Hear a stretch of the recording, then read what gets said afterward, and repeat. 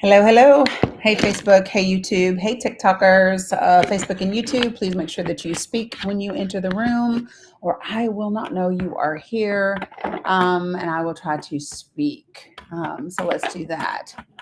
I forgot to take all my vitamins. What's up, John B? How are you? Hey, Maya. Hello, hello. How is everyone? Everybody doing? I don't even know why I asked that question anymore because holy geez, right? What's up, Carolina? Hey, hey, Sunshine to Peach. It's been a minute since I've seen you. What's up, Dillgrave? Hey, MG Brock. What's up, Farah? How are you? Ty, I don't debate here. I have respectful conversations. What you got on your chest today, Ty? What's up, Stacey D? Hey, Cheryl. Hey, MBW. Hey, Wendy over on YouTube. Good to see you. What's up, Brandy? Hey, Brittany. Um, hello, hello, Kimber. Hey, Edith. What's up, Neuro? Hey, Willow. What's up, Uka? Hmm. T, I saw it come through, but I haven't had a chance to read it yet this morning. What's up, Kelly? Hey, Christy. Hey, Isaiah. Hello, Iris. Haven't seen you either, I don't think. What's up, DeBose? I know I haven't seen you because I haven't said DeBose in a minute. What's up, Yuri? Hey, Renee. Candy Kiss. Hey, Irma. How is everyone? How many of you guys have had a chance to check out the training, the workshop? Hey, Athena, that we did on Saturday. The link tree is in the link. The link is in the link tree, and it's posted up on YouTube. How many of you guys have had a chance to pop over there and watch it? What's up, Brianna? I think that Ty is mad. You think? Yeah. What's up, Brianna? How are you? Hey, Candy Red. How is everybody? What's up, Lisa, Cam, Astrid, Mary Shaw? Good to see you. Um, are we talking about the systemic dismantling of Social Security today? Wendy, I think there's a couple of things that we could be talking about today, right? I think the title I put on here is "You Mad Yet?" And I think that could apply to a couple of different things.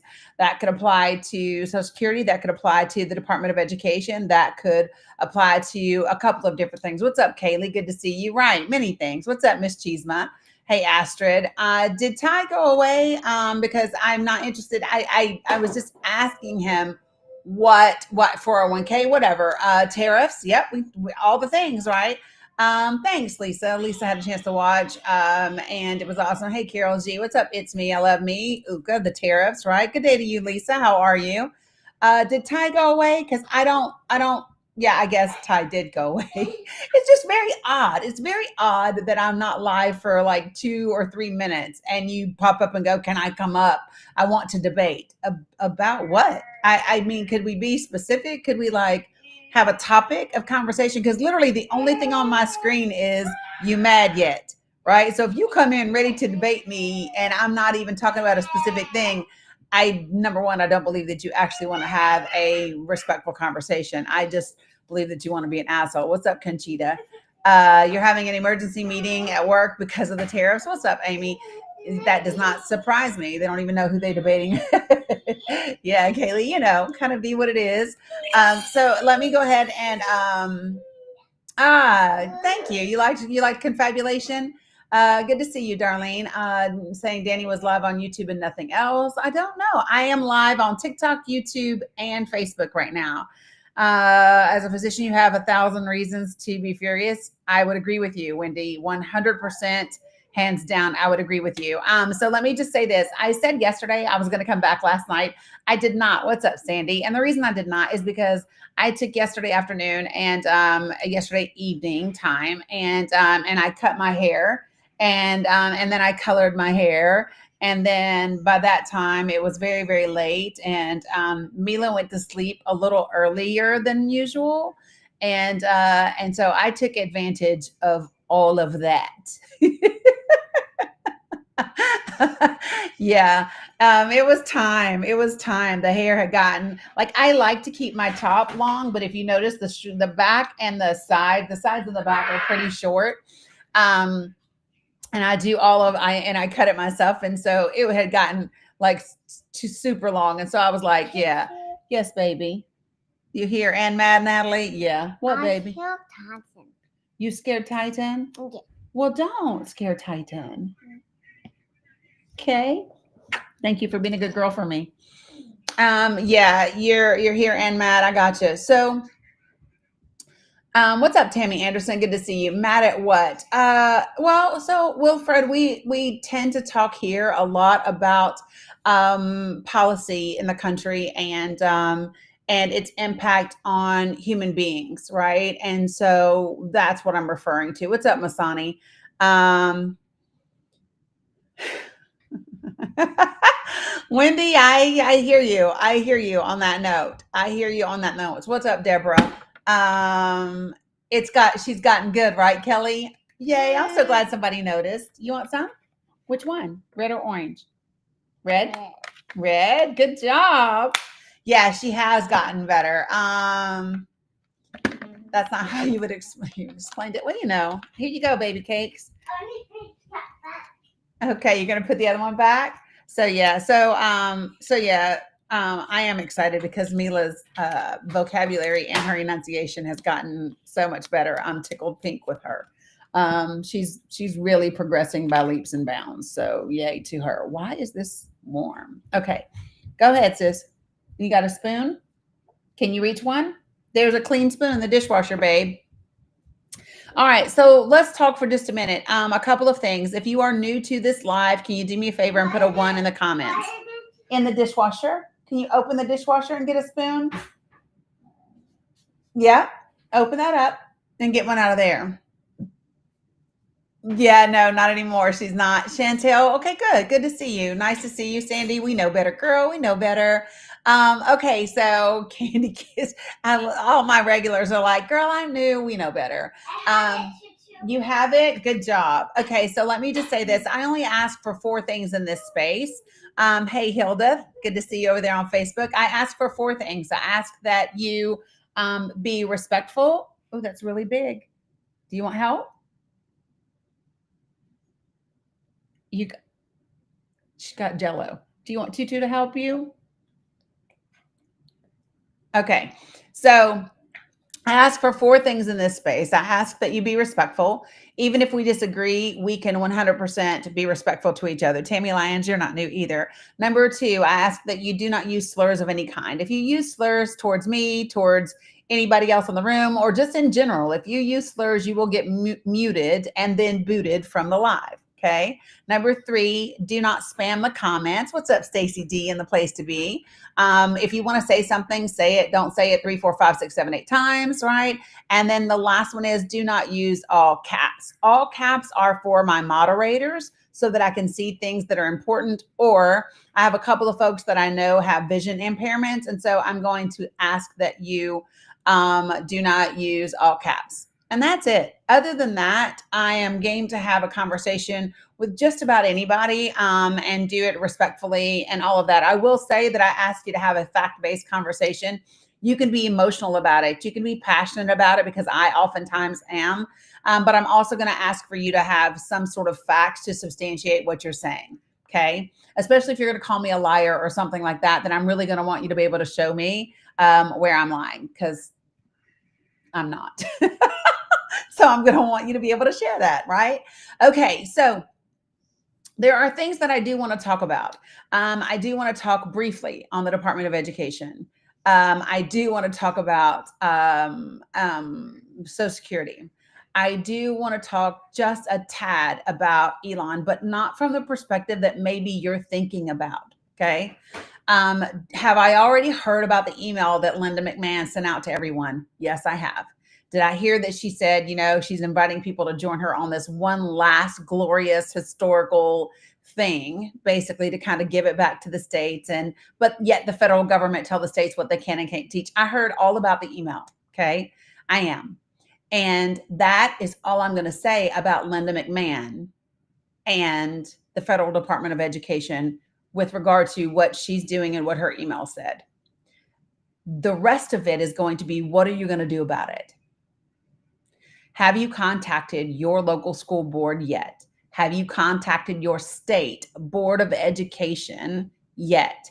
Have you asked questions about how your state intends to handle education, and if it loses the federal funding that it receives from the federal Department of Education, how does it intend to spend those funds even if they get it? So there's two questions to ask immediately. Okay. These federal funds, what I would like to know at this moment is, how are they allocated for this school year? The federal funding that you got from the United States federal government for this school year, for the state of insert state, right? I would like to see how those federal funds were used for this school year. What's up, Apple user, right? Number two, what is the state's plan? What is the State Board of Education's plan if you lose access to those federal funds? Okay. Because they do away with the U.S. Department of Education. Or what is your plan, and how would the state implement those funds if you get that money in the future, right?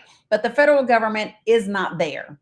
And then what are the plans with regard to IEPs and 504s, and what are the plans with regard to public transportation courses being offered, all of those different types of things. So when I say, are you mad yet? What I'm asking is, are you mad enough to actually do something? That's actually the question that I'm asking. I'm not asking, are you mad yet? Because I personally am not here for too many feelings anymore.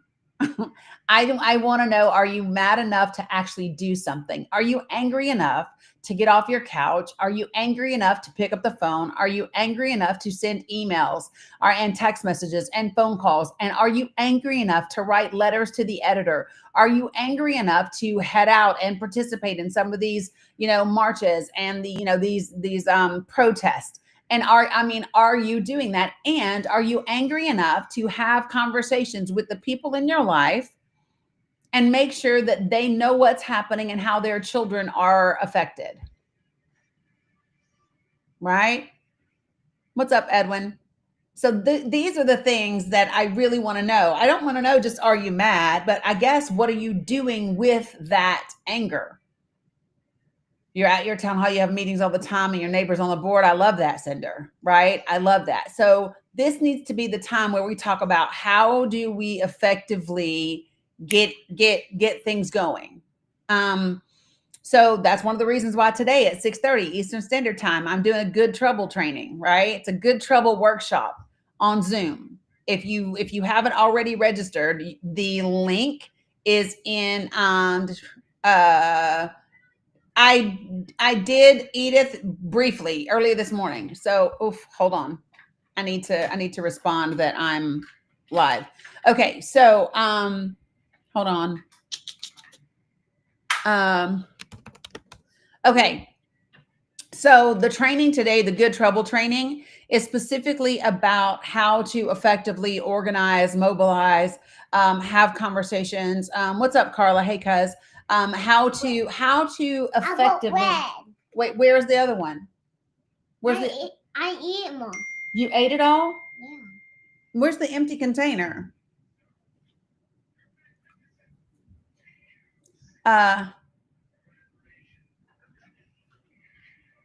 So Natalie, I want to talk about that, because you said, Yeah.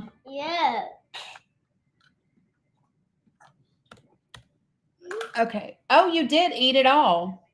Where'd you get this from? Where was this? I ate it all. I know, but was it over there? No. Okay. Yeah, let's don't carry that across Tutu's rug, okay, baby? Why not? Okay, I appreciate that.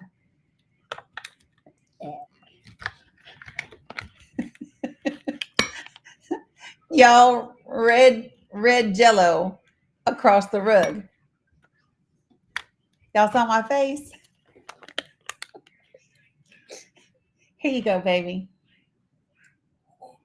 Oh, listen, she can burp. Every time she does it, it reminds me of Dakota Fanning on Man on Fire, when he says, "Can you burp?" And she's like, right? That's what Mila can do. She can, but she didn't drop any of it. So we're just going to praise him and keep it moving. Okay.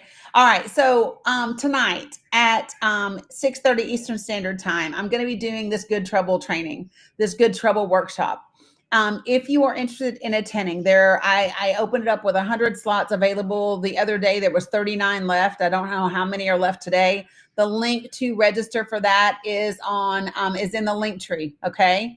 Oh, Lisa, I hope she gets better. No worries. You can come back and watch it. This will still be up on Facebook and YouTube. But it's at 6:30 tonight. And so here's the thing. So like Natalie, I'm gonna use you as an example. So just now, Natalie said, I've been contacting senators, congressmen, and talking with folks to help them understand what's at stake. So can we start with that right now? Can we start with that? Do we think that people don't know what's at stake? Do we think that that's the problem? The problem is that people don't truly understand what's at stake. Do we think that that's it? You guys say yes. I don't think that's the problem. I don't. Okay, so when we say we don't think that people know what's at stake, give me some examples of what you think is what's at stake. Give me some examples of what you think is what's at stake. You say about 38% beach. Not you with a 38% number. Yes, they don't live the way we do. I don't know what that means, Wombat. Give me an example, guys. What are some what, baby? Mila, did you eat that already? Be careful, sissy. I don't want you to choke, okay? Oh, damn chipmunk cheeks. Our livelihood, our schools. Act as if they don't. Job security. Is that a thing, Brandy? I don't think it is. Shelley says our freedom, small businesses, our democracy, all freedoms, our security by pulling out of NATO. They have fallen for the okie doke. Right to protest, democracy, security. Okay, so when we talk about those things, okay, and yes, when you just said, okay, so let me just say this. The words that you're using right now are like political words. They're like policies, right? How does that show up in real life? So this is what I'm talking about. When we go to have conversations with people and we talk about what's at stake, right? So I talk about a couple of different things. I talk about making sure that what we're talking about addresses one of four major areas, right? I did see that. We're going to talk about it. And then it has to be a specific example of a real life impact. Okay. So for example, if I say this, right? If I say, but guys, haven't we been talking about being able to pay our bills for a really long time? We've been talking about groceries prices for a really long time, but what does it actually mean? Like, what is the reality of it, right? So Ethan makes a point. Ethan says people just seem to be overwhelmed with making a decision. They want a strong man to just tell them what to think and to do.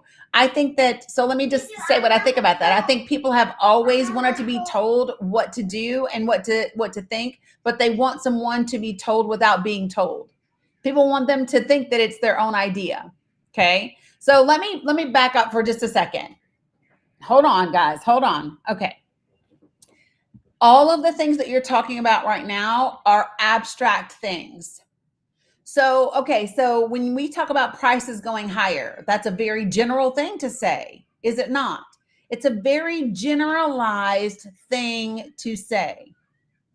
But if you say to someone, if you have a conversation, and this is a real conversation that I had, okay? So I have an uncle who survives off of Social Security. And has not a lot of money, right? There are things that I take care of for him, right? And I don't have a lot of money. I just try to make it work, right? But here's the thing. When I'm having a conversation with someone and we can have this conversation, I'll say, so my uncle who is 84 has said to my mom, right, Maya Reed, we related to Hee, right? And I'll say, hey, listen, my uncle was talking to my mom the other day, right?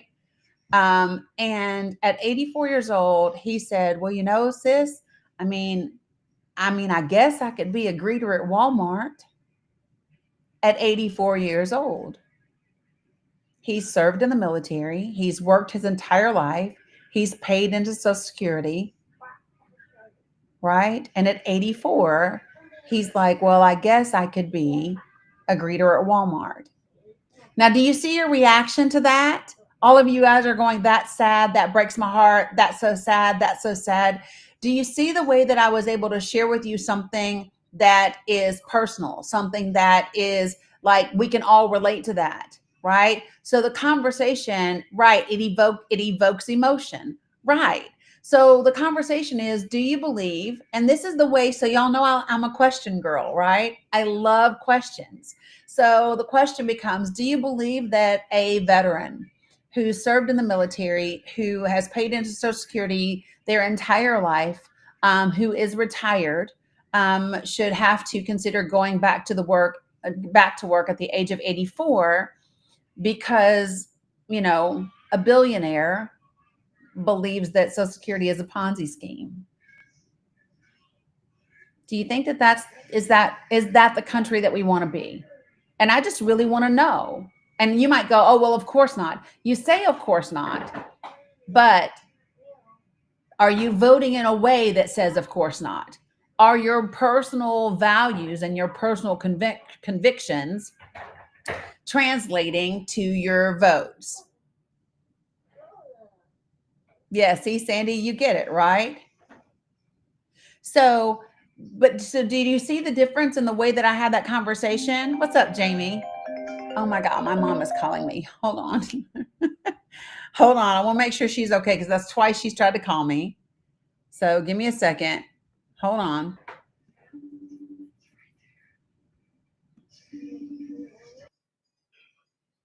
Hey, I'm live. Are you okay? Yes, I'm okay, but as soon as you're done being live, I need you to call me because these people are saying that I owe 2 payments instead of this last one. Okay, I got you. Okay. All right. Bye. Okay. John, I don't think that we should have to. So John made the statement, I think we should be able to cover our parents on our insurance. And my thing is, I don't think that we should need employment to have insurance. I don't think that I don't think that our parents should have to rely on us, because what about older people? What about elderly people who do not have adult children?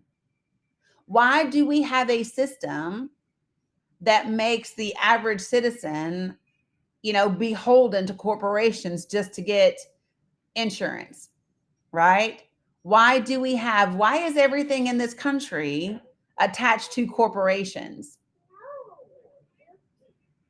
Why is that the way that the way that it's set up? Why is this a thing? I was talking to someone earlier today. I was quite heated. It's why I'm very relaxed right now, because I spent a ton of emotional currency this morning, having a very intense conversation with someone, political conversation, and he comes from another country. And he kept talking about this liberal society that we have, and da da da da da da da. And I said, let me just say this to you. I said, the thing that you all believe makes America so great. America is the land of opportunity. America is the country in which we get to, we get to start businesses and we get to work for corporations, and you can go from nothing to nothing. You all love America because of its capitalism. But that capitalism has come at the expense of the American people. I want y'all to be clear. Our country has invested in the corporations that makes people from other countries want to come here. But the people here aren't being invested in by our own government. So capitalism in and of itself is not a bad thing. But when you place the capitalism in front of the people, then that is an issue. So there has to be a balance, right? Thank you, Brandy. Brandy's Edwin said, my mom passed a couple of months ago. While you're super sad about it, you're glad she doesn't have to deal with what's happening regarding Medicare, prescription meds, and elder care programs. I hear you. And I said this the other day, you know, my dad passed when I was 6 months old. I am grateful that he is not here to see where we are today after he, thanks, Angie, after he grew up and experienced the world of segregation, right? He lived through all of that time period. My parents were born, appreciate that smile, City. My parents were born in the 1940s, right? 1944, 45 ish, right? And so they definitely experienced some of the worst that we had when it comes to, you know, I would say legal racism, right? And so, what's up, Esteb? I don't think I've seen you in a minute either. Hey, Big AD. And so, this is the thing that that bothers me about this. Your grandmother's 1941, right? So you get it, right? No, they haven't taken Medicaid. So here's the thing to understand. Oh, thanks, Edith. Oh, and listen, y'all, I don't know if somebody from the Democratic Party watches these lives or not, but let me tell you what I saw the other day. Do y'all remember when I did the live and I was talking about instead of saying that that the House budget resolution that it was going to dismantle Medicaid, I said they need to say A, B, C, D. Y'all remember when I said that the other day? That they simply need to say, you know, the committee that that oversees Medicare, Medicaid, and Social Security, right? Remember where that? I literally saw a post saying that exact thing. I literally saw that, and I was like, "Lord, yay!" I'm hopeful somebody's watching, and that's where it came from. But I saw it. I want to say yesterday, or maybe the yesterday. So I was excited about that. I was like, "Thank God," because because you know it just makes sense to people, right? Linda said, I'm preparing to go back to work. I'm 68, but had to stop working to take care of your mom who's 87. So this is my thing. I really believe, what's up, Bronze? This is my thing. So two things, because I know we're kind of bouncing around a little bit. The underlying point behind this entire live, no matter what subject we're talking about, and we are going to talk about education a little bit. We're going to talk about Social Security a little bit. We're going to talk about Medicaid a little bit. We're going to talk about tariffs a little bit. And then we're going to talk about, there was one more. What did I just said? Education, Social Security, Medicaid, tariffs, taxes. That was the other one. Woo! Somebody write it down. Medicaid, education, Social Security, tariffs, and taxes. Those 5 things we're going to talk about. Oh, water too, right? Yeah, Renee. But those 5 things we are gonna talk about. Okay. But the underlying theme behind all of them is, are you mad yet? And not are you mad for the sake of being mad, but are you mad enough to actually do something? Are you angry enough to take action? Are you doing something to make something happen? Or are you just pissing around mad and talking to people about it? Are you sharing right, you mad yet? That's what I want to know. You mad yet? So that's the thing, because are you busy sharing every breaking news story? Because if that's what you're doing, tell me what that does. Some of the breaking news stuff I don't share. And to be honest, the reason why is that's what they want. They want you to be overwhelmed by the negativity of it all. They want you to be overwhelmed by the, right? That's what they want. So I'm not going to give that to them. I'm not going to give it to them. I'm going to say, yep, I see that. But there are other things that I don't need to know. So let me just say this. Somebody was talking on TikTok, and I don't remember who it was, but they were saying what a big deal it was because there was somebody in Britain that said they were ready to put boots on the ground in Ukraine so that if Ukraine and Russia reach a peace deal and then conflict comes out again, then Russia will be attacking not just Ukraine troops, but British troops. And that makes all the difference in the world. Here's my thing. Why is that a non-essential piece of information for me? It changes absolutely nothing about what's happening here right now.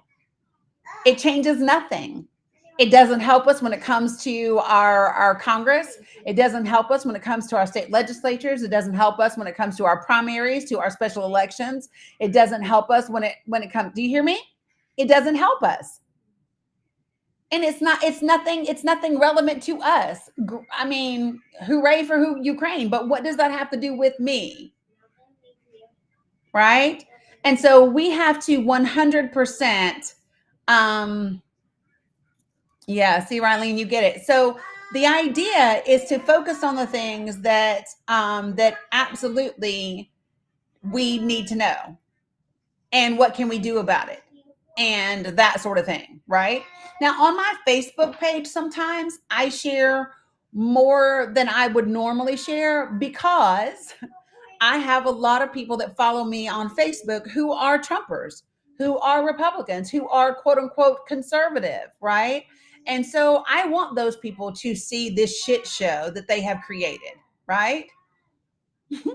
I want them to see it. So yeah, I share, right? What's up, Obscured? So we want to talk about these things from a place of how do we move forward. So thank you for the crab, see? Appreciate that. All right. So let's take them one at a time. So what do you need to know about the Department of Education? Couple of things. I would be asking people this question, and Stacy D put it in the comments a minute ago. Hey, isn't your kid on a 504 or an IEP? Does your kid have an IEP or a 504? Does your child have a friend that has a 504 or an IEP? Do you know of children that go to school with your kids that need some sort of accommodation? Whether it's a different seat in the classroom, because you all know that that's a thing, right? So like one of the things that I was so grateful for this year, so grateful for, is Bella's teacher that oversees her IEP. She was her teacher last year in school, right? And so she knows Bella's ins and outs. So before the school year started this year, check this out. Before the school year started, she went into Bella's classroom. She got with Bella's teacher. She picked out which chair, which desk was going to be the best for her in the classroom to help her focus, right? She shared with her, little things about like when she makes this noise or this expression, or this is how she processes. She was able to give Bella's teacher a whole background and foundation, and Bella had that consistency, right? It was amazing. She is amazing. So they had, y'all know how you have like field day at school? Okay. So I go to watch them do this. They have this thing called a color run or whatever. Thanks, Edith. And so I go to watch the kids do their run and stuff this year, right? And and then I'll tell you this. Hold on. So I go over there, and so one of the things that happens with Belle, with my girl, one of the things that happens with my girl, hey Doretta, good to see you, is if she's not focused and it makes her running late, and then you say something like, Belle, if you don't hurry up, you're gonna miss it. Or Belle, we're running late, everybody else is ahead. Then she's frustrated, but not at you, at herself. Hey, Warner. And so then it comes into like, and she doesn't know what to do with all that frustration. It's almost like she's disappointed in herself that she wasn't focused enough to stay on track, right? And yeah, Stacy, she gets upset. And so when I'm out there, this teacher that I'm talking about that had her last year, not so loud, babe, she comes over to me. She says, hey, Tutu, because they know me by Tutu. And she says, hey, I just want to let you know she's on her way. She had a moment, but we got her back. She's right on track. She knows that she's not late. she's going to come up and catch up with the rest of the classroom and all of that. And she was like, I wanted to make sure, like she said, and then she said the name of the guidance counselor, said, yep, Tutu's here. Because I had brought the guidance counselor some Dunkin' Donuts, a latte, and so I was there, and she said, do you have? And she said, does she know you're here? And I said, she does. She said, I'll point you out to her so she'll know where you are. And I said, great. I said, let her know that if she needs her inhaler, I'm right here and I have it in my backpack. It is a village. It is a team. And our children deserve a village. Our children deserve a team. Our children deserve people. You're hilarious, Warner, right? Our children deserve that. People that are working together for their good. And our teachers deserve the support of an administration and of laws and funding that ensure they are able to do that. And let me just make sure that we know that this is not about children being soft. It is about understanding that they are growing up in a very, very, very different world than we did. I hear people saying all the time, oh, these children are so soft. And I beg to differ. I beg to differ because these children grow up with mass pew-pews in their school environments every single year, multiple times a year. Do you know the courage that it must take to be a child to get up and go to school in the right frame of mind? Y'all hear me? They are not soft. They cannot be. To go to school and still be able to think, to study, to perform, right? Hey, Tootie. You follow me? Can you imagine? Listen, what if there were mass pew-pews in corporations 2 or 3 times a year? How would you feel getting up and going to work every day? How would you feel getting up and going to work every day? And what if all the politicians just said, well, let's just put up metal detectors at all of your jobs. Why don't we just lock the doors down and let's just put more police at your corporate offices because that's the solution to the problem.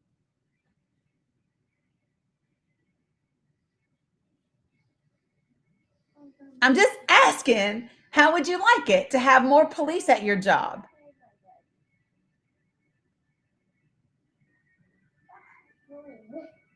Y'all got that, right? You see where I'm going. Oh, Bella loves her. Bella loves her, folks. Let me tell you something. So somebody asked me, how does Bella feel about her IEP?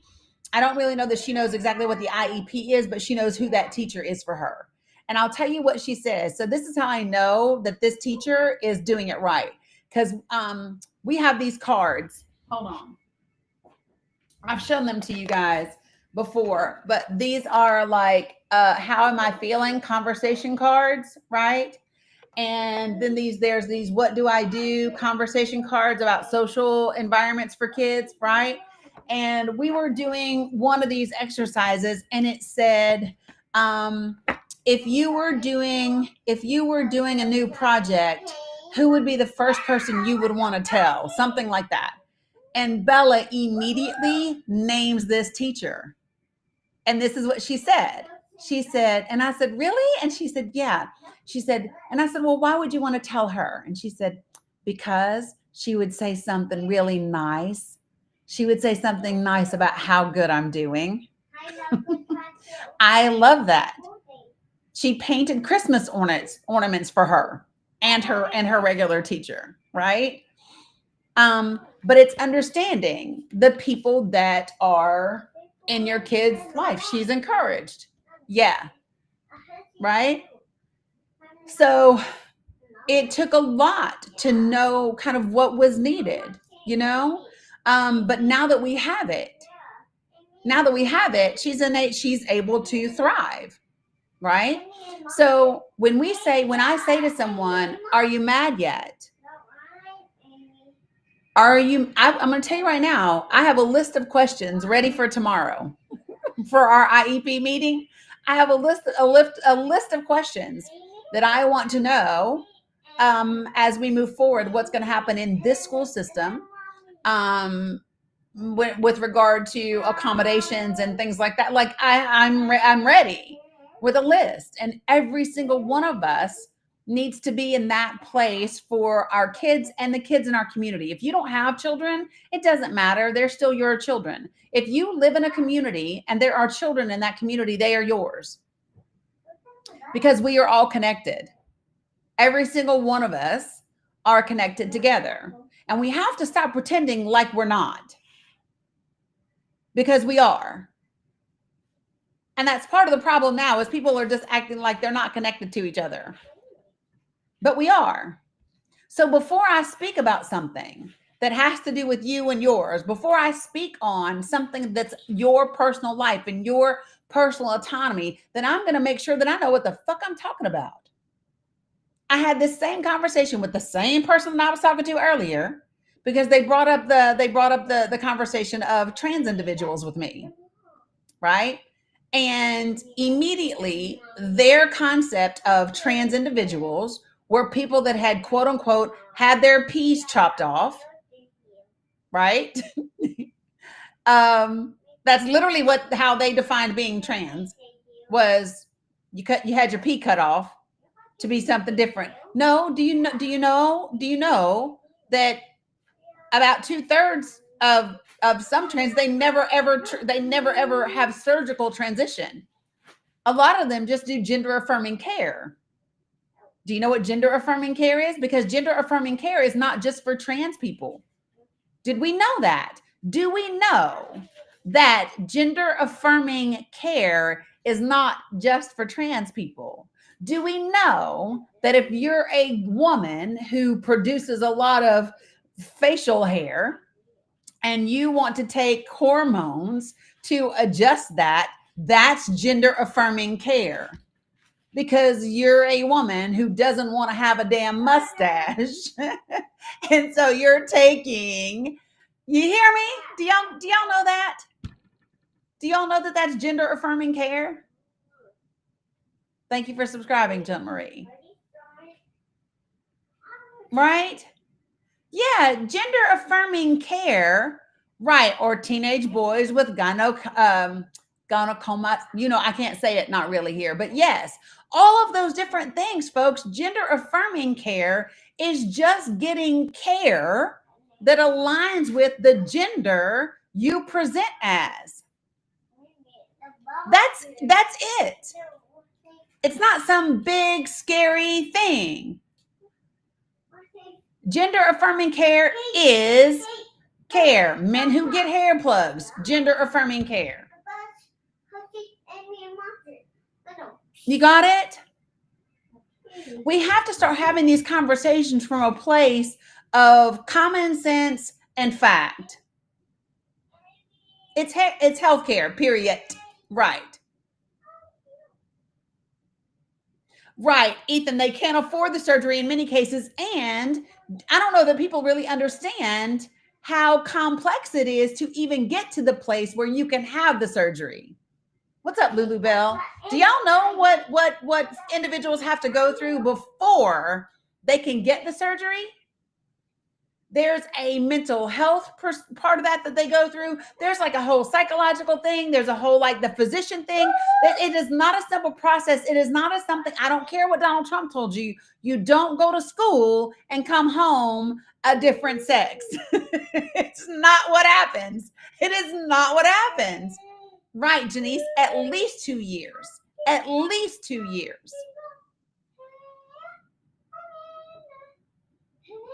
So, yes, guys. So these are people in the comments going, wow, I didn't know that. Yes. So listen, physicians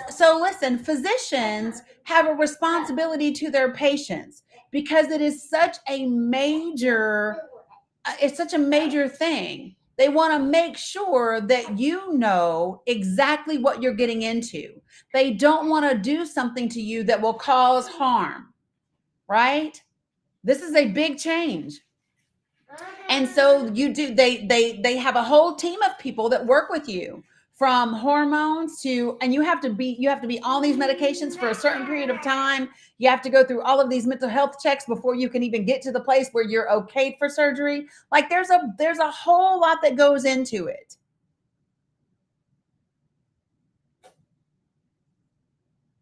And this is the thing, right? It's not fun. And this is the other thing, folks. It's a very long, not fun, very hard process. And these individuals are doing it oftentimes without the love and support of their family, right? No one would choose that path for shits and giggles. And as I'm talking, this person was talking about, well, but what about them playing in sports? And I said, what about it? Let's talk about that. Let's talk about it. I said, do you know how many trans athletes there are in the NCAA, in collegiate sports? In college athletics, do you know how many trans athletes there are? Well, first of all, let's start that there's approximately 510,000 college athletes, over 500,000. Less than 10. Less than 10 out of over 500,000. Less than 10. So this person was like, well, this is just a big issue. I said, that's not the issue. Trans athletes aren't the issue. Let me be very, very clear. They are not the issue. The issue is misinformation, disinformation, and an irresponsible media. Those are the people that are the issue. Trans athletes aren't the fucking issue. Misinformation and disinformation with political agendas and mass media that like to perpetuate the lies, that's the issue. Let's make sure that we are clear about what the issue is. The issue is not these people. I said, by the way, do you know what the standard is in order to be able to compete? Do you know what the standard is in order to be able to compete? And he said, no. And I said, well, let me educate you, bruh. Okay. You have to have testosterone levels that are below the natural male line. You have to be within the certain percentage of bruh, right, of what would be naturally occurring for women. And he was like, what? And I said, yeah. So let me tell you the difference. And so I pulled up this post from however long ago. Dear God, it was a long time ago, because y'all know me. I don't know. I like facts.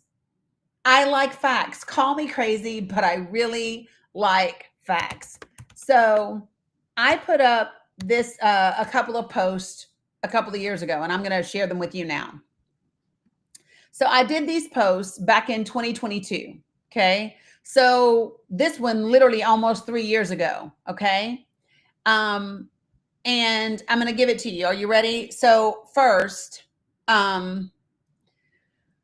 this is the first one. So this one was March 11th.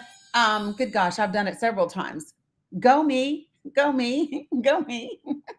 Okay. So first, this is when there was a lot of hoopla about Leah Thomas. Now, does everyone know who Leah Thomas is?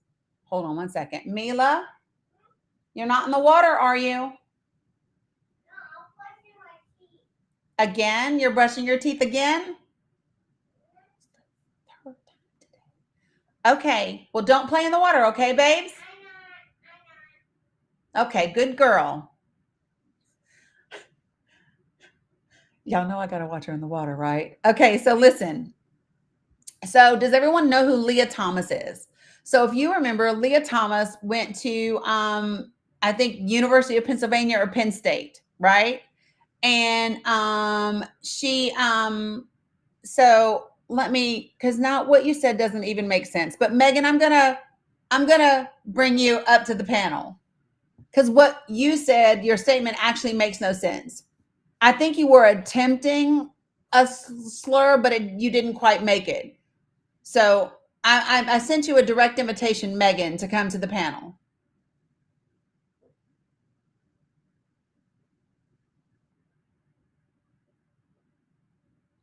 Where'd you go, Megan?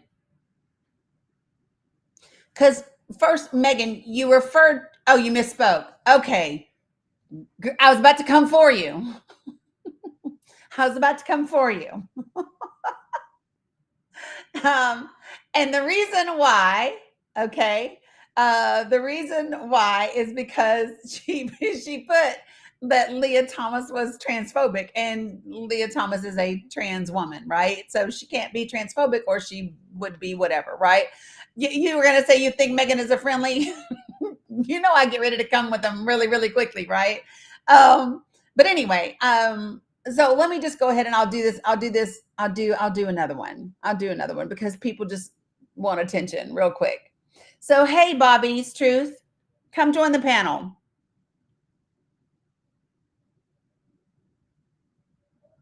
Hey, Bobby, how are you? Wonderful. How are you doing? I'm doing perfect. So, you said that this is about Trump. Can you share with me what in my live, both my topic and the words that we're talking about, is about Donald Trump? Because I don't think that I've mentioned Donald Trump at all during this broadcast until you mentioned him. Well, I just looked at your header. It said you mad yet. So the assumption I made was how the country's going right now would be probably what you're talking about. Well, okay, so let's take that. But you said how the country's going right now. So how is the country going that should be making people mad?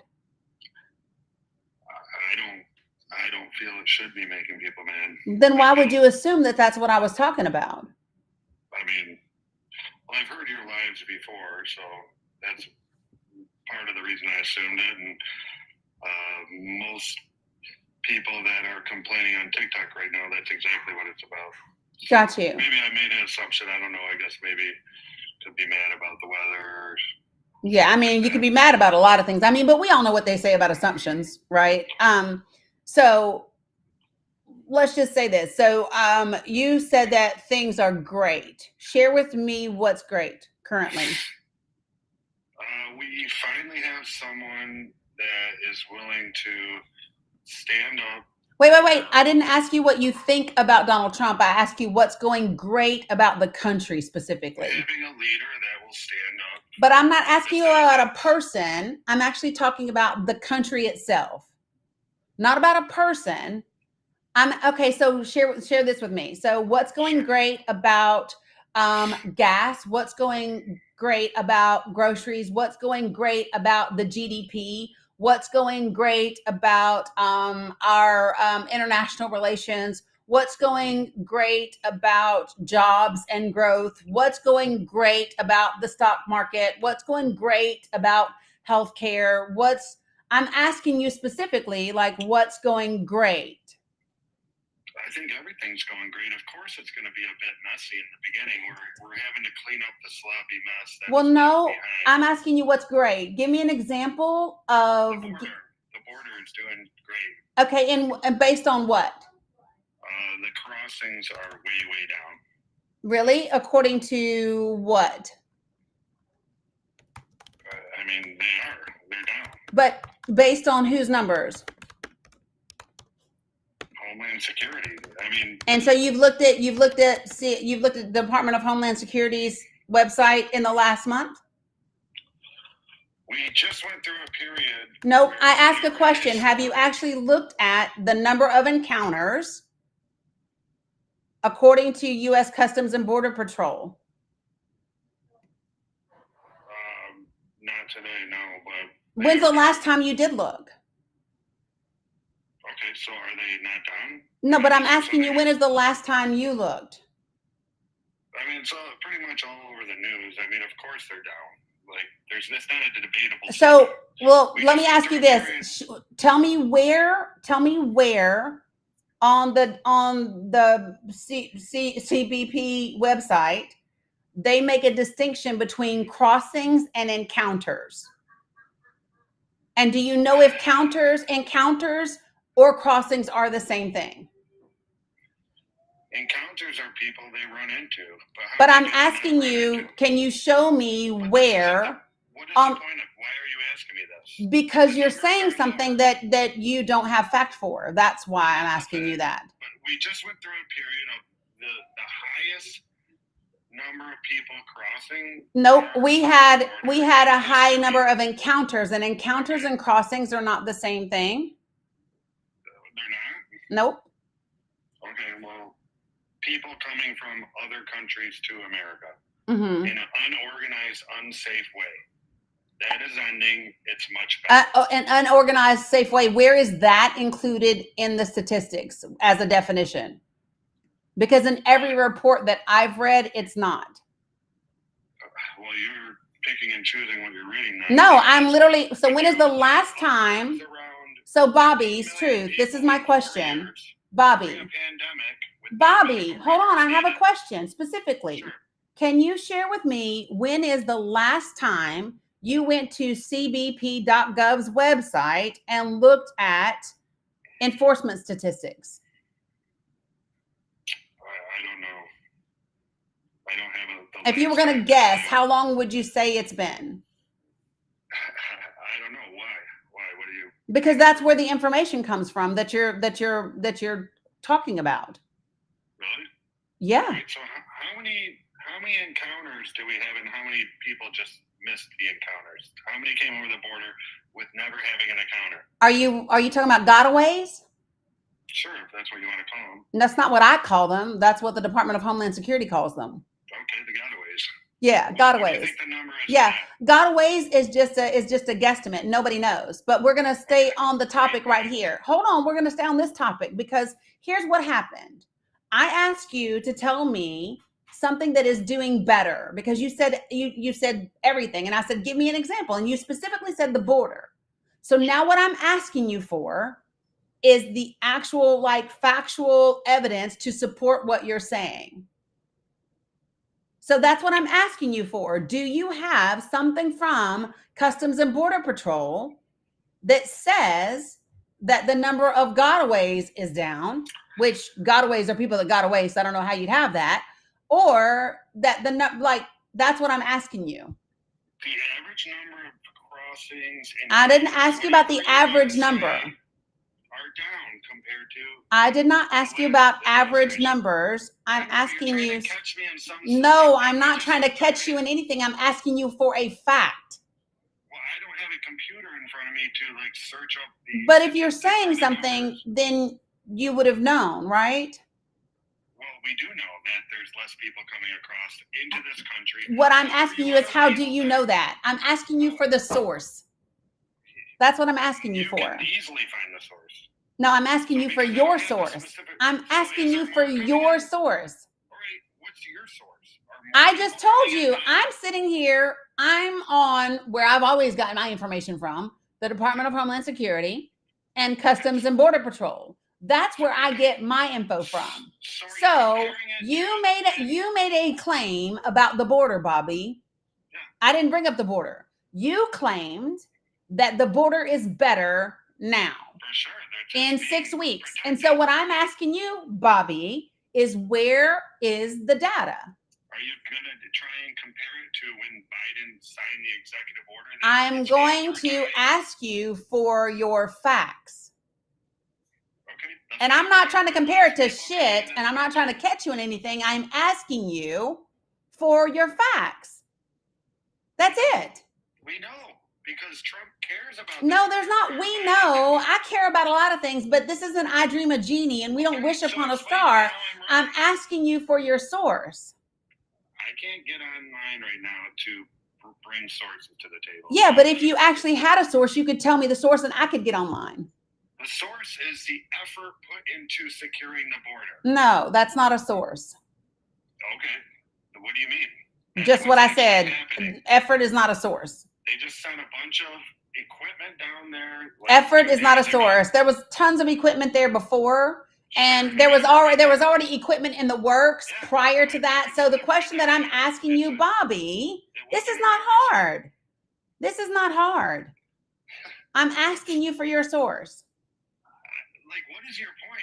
Everybody. The knows point there is you made a claim and I'm asking you for a legitimate source. That's the point. Okay, well, I can't get. Well, I've already So what already you're said saying is you this. don't have a source. So it was just another assumption that you made. Like the one that you made when you came in that I was talking about Trump.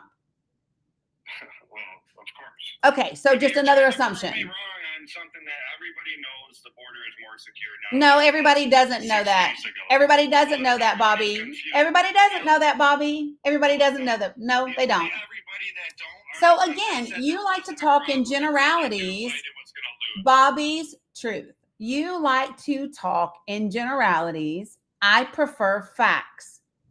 Okay. That's what I Facts are- prefer. So when you make a claim, I'm going to ask you for your facts. When I make a claim, I'm going to give you my facts. Okay. Well, the Okay, fact is, Great. we just went through a period of time where there was a historic number of people that crossed the border. The history No. of our country. Oh my You God. can label them in different ways if you choose to try and make. I'm it not sound labeling them in any way. I This is one of the prefer facts. reasons Bobby, why- you can't tell me anything. Do you want to know why?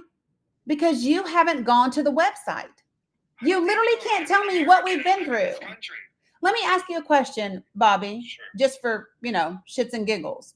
So, Donald Trump came into office in 2017, correct? Yes. Okay, so in fiscal year 2017, the total enforcement encounters under his administration was 526,901.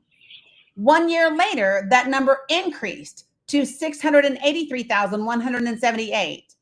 And in fiscal year 2019, that number went up to 1,148,024, right? So 1.1 million 2 years after he was in office. So if Donald Trump is so amazing in securing the border, can you explain to me why his numbers more than doubled after his first 2 years in office? I don't have the answer for that, but I can tell you it was a hell of a lot better than what. That's not what I asked you, Bobby. I'm asking you because I can actually tell you. I can actually tell you why, Bobby. Go for it. I can actually tell you why. Okay. Okay. Tell me. So, have you ever heard of Operation Stone Garden? No, I have not. Okay. So, Operation Stone Garden is a government grant. It's a program that we have. And they allocated money towards the border, okay? Mhm. And after that money was allocated towards the border, they did an investigation and found out that, holy shit, they weren't using the money the way they were supposed to.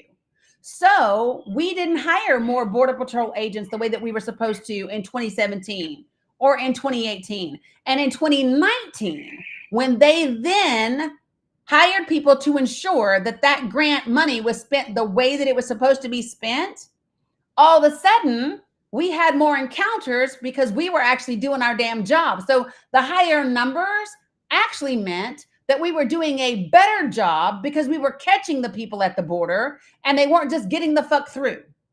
So sometimes when we have low numbers, that's not an indicator that we're doing a great job. Low numbers can mean that we're not doing a good job at all. So you can actually go look up Operation Stone Garden. Matter of fact, if you go to my link tree, Bobby, there's a whole Google Drive that has immigration information in there, including a link to Operation Stone Garden. And you can see where that was found. That doesn't change the fact that It changes you haven't said a fact, Bobby. No, the fact is You haven't said a fact, Bobby, yet. For 42 months, You it's haven't said a fact yet. And even when you're trying to talk over me, that doesn't make you right. Well, you're doing the same thing. Well, because you're not telling the truth. Because here's the thing, and here's the reason why. One of the reasons why I talk over you is because whenever you start to say things that aren't fact-based, I'm going to talk over you. Because I don't allow people to spew misinformation Okay, so and not be fact-checked. So again, so Biden or Trump? what? Who had out of the last 2 terms, Biden or Trump, who had more border crossings? Border crossings, border encounters, they're two different things. And that in and of itself, and let's be clear, that in and of itself is not that's not indicative of border safety. It's not. You might not know that. So if you go to, hold on a second, Bobby's truth. If you go to homelandsecuritygrants.info, right? That's the grants office. You will see Operation Stone Garden. It's OPSG program, right? You will see, hold on, the funder type is federal government, right? And it says, well, and the reason why I don't care about your question, because your question is not relevant to the actual facts that I'm giving to you, right? Well, so where'd you go, love? Here, let's bring you right on up. Lucy, you can come too. Lucy, I sent you an invite. You got a lot to say. Come on, Lucy, you can join the panel too, right along with Bobby. Come on, Lucy. You're talking all that smack in the chat. Come join the panel with Bobby. You won't answer her questions. You're just going to get. You don't know what I will say to Lucy. Let me tell you the reason you have a problem, Bobby, is because I asked you for facts and you didn't have any. Okay, well, And you didn't have any. And all you want to say is everybody knows. Donald Trump didn't come into office and say the border's open. And neither did Joe Biden. If you don't know, let me ask you this in Bobby's truth. What's Title 40? What's Title 8? Title 8, what didn't have something to do with COVID that Biden ended? No. Title 8 is our regular immigration law. No. Okay. Okay. Title 42. What is Title 42? That would be the COVID thing that Biden ended? That would be the, hey, Mila, are you playing in the water? I think you are. Turn it off and come out. Well, Hold on a second, Bobby. sure. Sis, come out now. Okay, come on. Thank you. Don't go back in the bathroom, okay? Grab your phone and come out here. All right, so Title 42 is the emergency health immigration policy that Donald Trump put in place when C-19 became a thing. Okay, that's what Title 42 is. Title 8 is our normal immigration law that governs how things are handled at the border. Those are the two differences between those two things. It's important to know the difference between them. What you will know is when you look at the funding of, it's up to, I think, $90,000 now for Operation Stone Garden.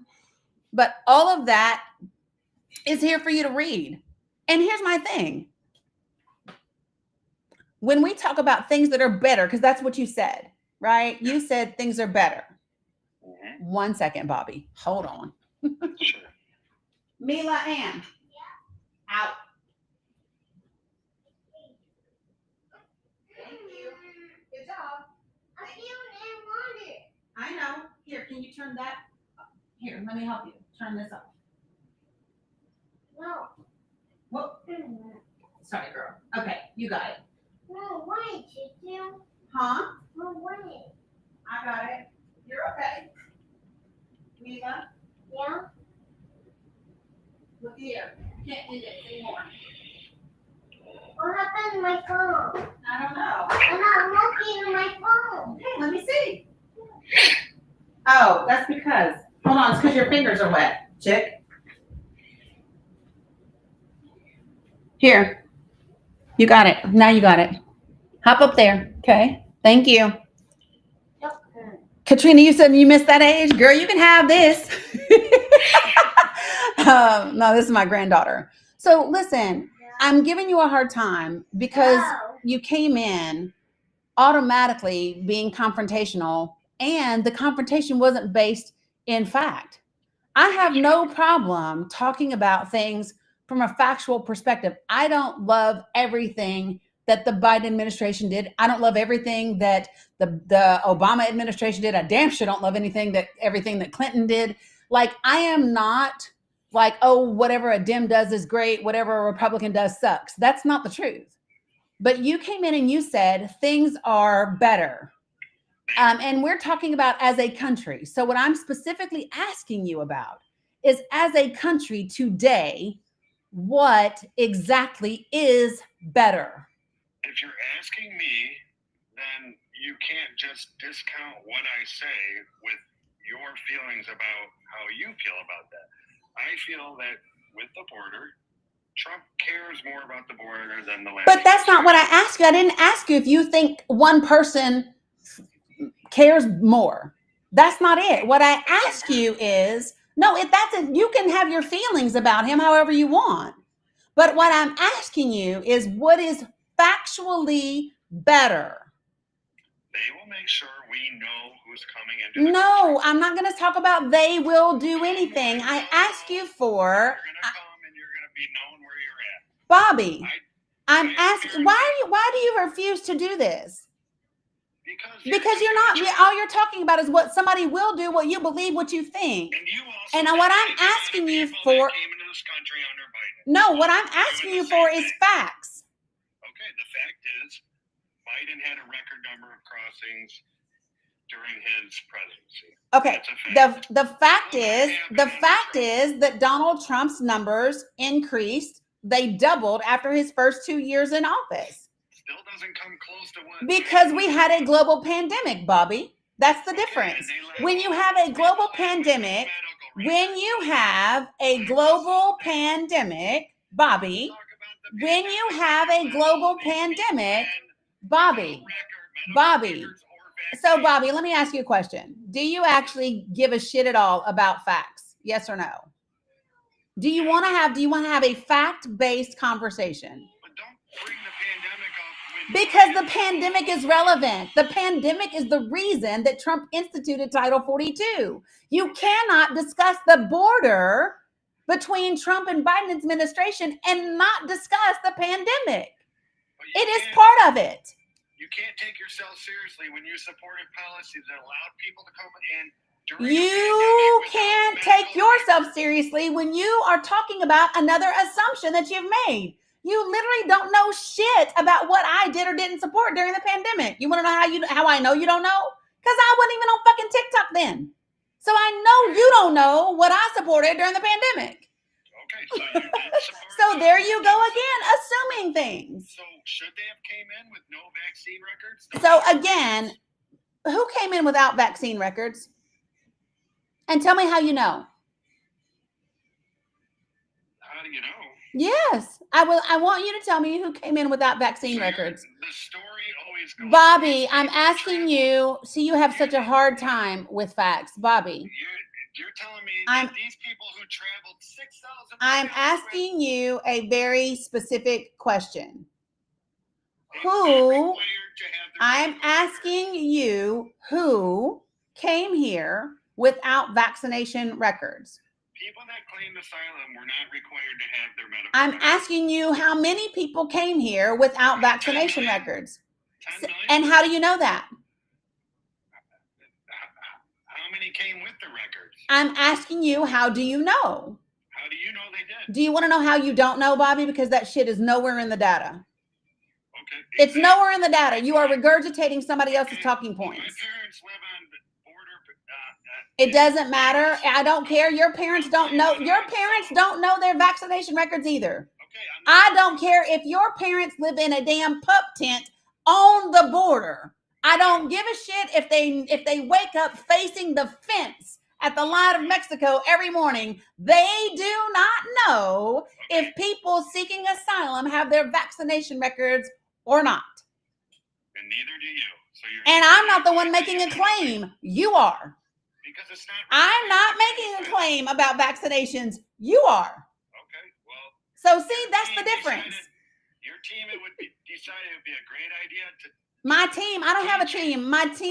My team is the United States of America, Bobby. I don't have a team. Well, it's clear what side you're on, but What side am I on? I'm on the side of humanity. That's the side I'm you're on. the side that won't I'm on the accept side of humanity. Okay, well, And I'm on the side of humanity and facts. That's my side. Humanity and facts. then you should know millions and millions of people cross the border during a pandemic without any medical records and any vaccine records. No, Bobby, you don't know that. No, they didn't. No, you don't know that. No, they don't. And under Title 42, during the pandemic, they weren't crossing at all because it was shut down. Okay, and then as soon as Biden got his No, not as soon as Biden got in. Do you know? Can you tell me when Title 42 was ended? probably a year after Biden came into office. As No, soon as he probably could- not. Probably When not. was it? Now, you tell me. You're the one who's telling all these things. I know when it was ended because I know who fought to keep it. I know. So tell me when it was ended. And then border crossings went way up immediately. Can after you that. tell me when it was ended? I did about a year after he came into office. No. No. Do you know when Joe Biden took office? Mhm. Tell me when, Bobby. January 2020. No. No. No. 21. Yeah. Yeah.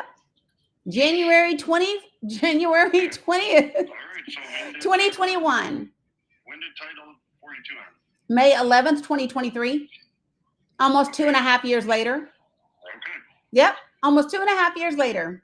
I don't think that was like right when he got in. I don't think that was even a year later. I think 2.5 years later. Yeah. Okay. Okay. And what happened So- after it ended? Well, no, Record numbers. no, that's actually not true. Funded. That's not large true. part by your team. Oh my God, you're so full of shit. Bobby, stop. Because now all you want to do is lie. And I'm not doing it. I'm not doing it. Bobby, you either want to talk facts or you don't. I'm not doing that. I'm not doing it. Explain to I'm me not how doing you it. walk.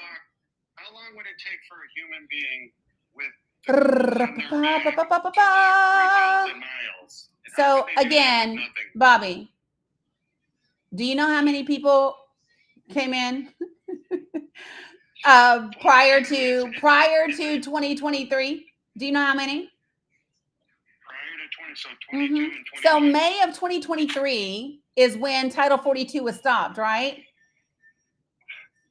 This is kind of silly, isn't it? It is silly that you don't know what a damn thing you're talking about. We know how America That's the part that is feels silly. The part that is silly is that you are a grown ass man who came into this live, A, making assumptions and admitted that you made them.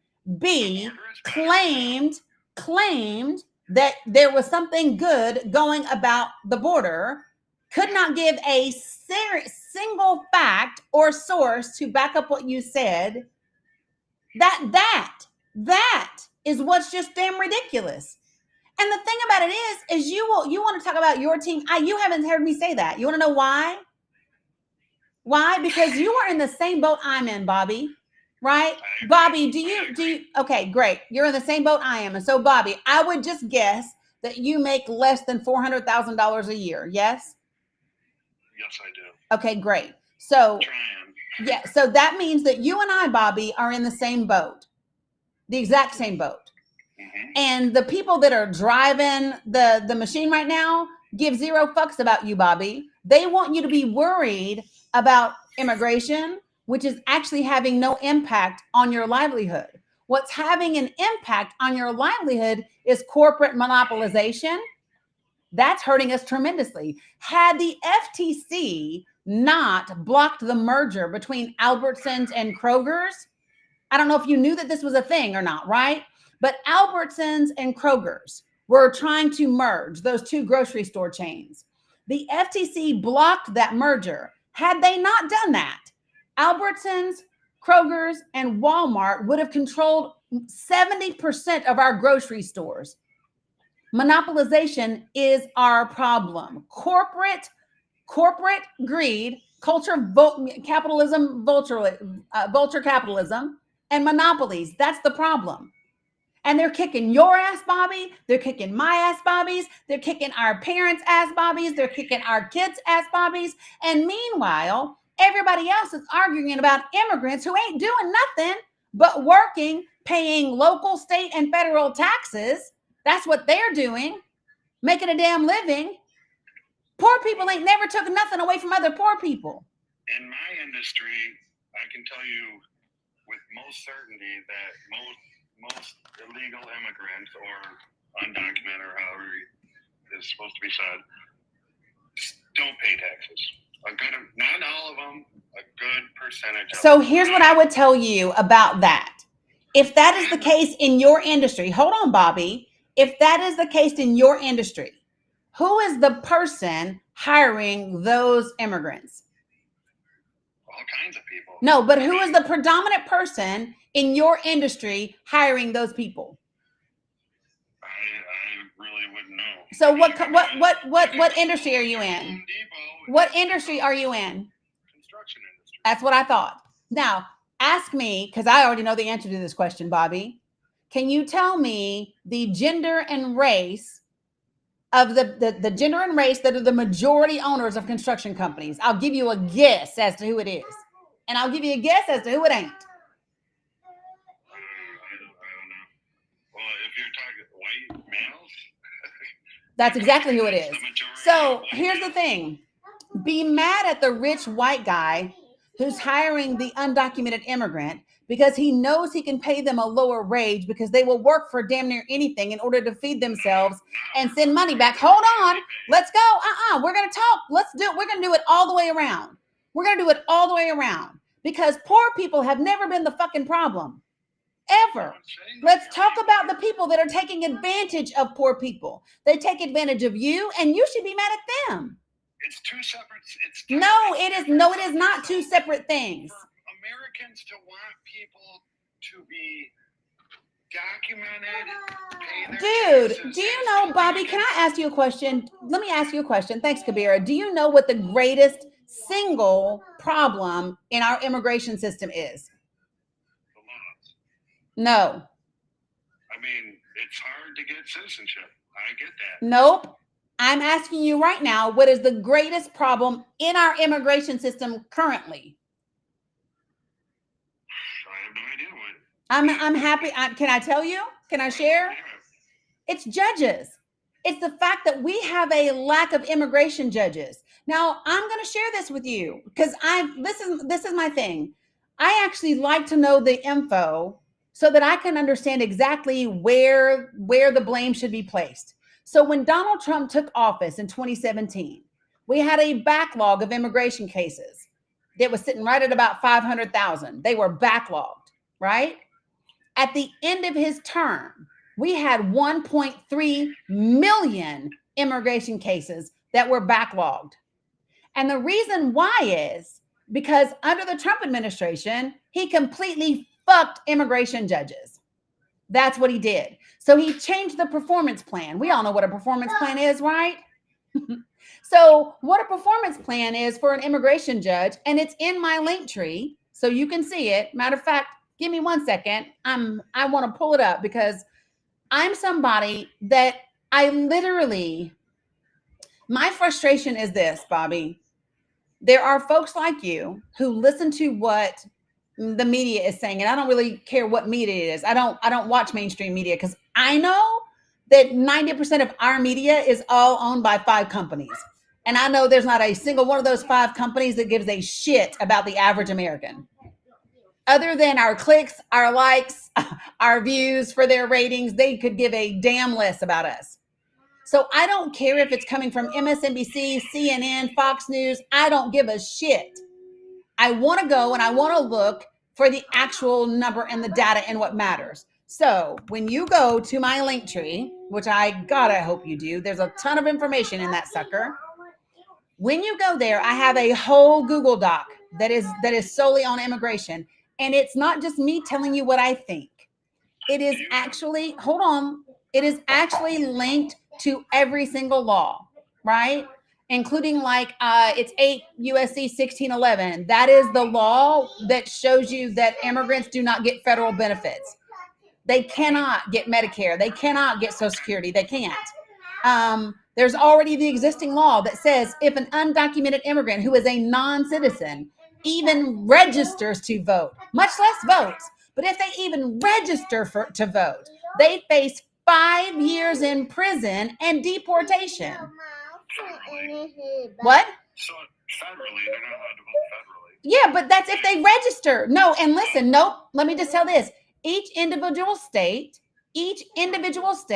has the ability to pass their own laws if they do or don't want those folks to vote. Same thing with state-funded benefits. And I'll give you an example. In the state of New York, if an immigrant is working, right? So after 6 months of being in the system, they can apply for a work permit. Once that work permit is granted to them, they get an ITN, their individual tax number, right? Like a Social Security number. And then they go to work and they pay local, state, and federal taxes. And so what happens in the state of New York is once that person is working, right, and they have employment, they can then purchase, not get for free, they can purchase Healthy New York, which is New York's Medicaid, from their marketplace. But that's a New York state law that is different from federal law. And that's the thing that people need to be able to distinguish. So I want to pull up really, really quickly. Holy Jesus, Linktree docs. If you have this information, do you know what percentage of immigrants come back to their court date? And can you please state how long it takes for an immigrant to get their court date in 2025? It depends upon what type of immigration case it is. So asylum cases are going to be different than refugee cases that are going to be different from USC 1125s or 26s. They're going to be different. Okay, so hold on. I want to stick with where I'm going for 1 minute because this is you pivoting, and I want to stick right here for a second. Because if you fire judges and you change their performance plan to make it impossible for them to do it, it doesn't matter. Like literally. So if I'm just giving it to you. So hold on. All right. I got a work call. I'll come back if you let me. Yeah. I mean, you're welcome back. Just, I'm ready to talk facts when you are. Okay. Have a good one, Bobby. All right, folks, listen. There was something I was pulling up here. So I want to pull it up for just a second. So January 2017, when Trump took office, the backlog of immigration cases was 542,411. When he left office in December of 2020, the backlog of cases was 1,290,766, 1.3 million, which is what I said. You can actually, that's linked in my, listen, this is I'm going to actually pull this down for a second, folks, because I want you all to see this. And YouTube, guys, give me a second, YouTube and Facebook, and I will share it with you as well. In my Linktree, this is one of the documents that you will see. It is Danny's Immigration Border Information Resources. This right here is a disclaimer. These blue, what you see in blue is a link to the actual document. This is the asylum law. This is where they don't get federal public benefits. This is Title 42, which is the emergency health rule that Trump put in place. Give me a second, YouTube and Facebook folks. Give me 1 sec. Boom, there you go. This is our regular immigration law, which is Title 8. This is the undocumented immigrant versus U.S. citizen crime rates, which is a DOJ study, which, by the way, let me spoiler alert. The percentage of undocumented immigrants that commit violent crimes is 0.0029%. Brennan Center, there's the report. Crime statistics, Border Patrol, the undocumented immigrant population data. This report came out in April of 2024. That's from HHS, it's Homeland Security. This is the backlog of immigration cases. This is, y'all see, this is the party favors being carried over. Guess who it's being carried over by? These guys, right? This is the taxes. All of these blue things are links to where you can read the information yourself. And this is my thing, folks. It is the responsible thing to do to take 30 minutes to an hour and become informed based on facts, not opinions, not hyperbole, not fear tactics, not any of that shit. It's the reason I take the time to put all of these things in a link, in a link tree for you, so that you can at least just click it and go read it. You don't got to find it. I found it for you. Right? And let me just say this to you all, that is patriotic. Taking the time to be factually informed is one of the most patriotic things you can do. And then applying that factual information to your vote is the next most patriotic thing you can do. Blindly saying America is the greatest country in the world is not patriotic. It's nationalism, folks. It is nationalism. DCJ, I love that. When people say, oh, what about our homeless when they talk about immigrants? Listen, we have had immigrants forever in this country, and we ain't gave a damn about homeless people yet. The only people that care about homeless individuals are charitable organizations and churches, so that they get their taxes and all that shit. They get to show what a great nonprofit they are. If the government truly cared about homelessness, right, we would tax corporations a rate that they should be, right? We'd expand Medicaid. We'd get rid of medical debt, which is what causes most people to go damn homeless, right? That wouldn't be a thing. Medical debt wouldn't be on your, well, I'm just saying, if we gave a shit, this ain't about homelessness. When people ask me that, you know what I ask them? What were you doing about homeless folks before you were talking about immigrants? What were you doing about homeless folks? And Thanksgiving meals don't count, and peanut butter and jelly sandwiches on Friday nights don't count.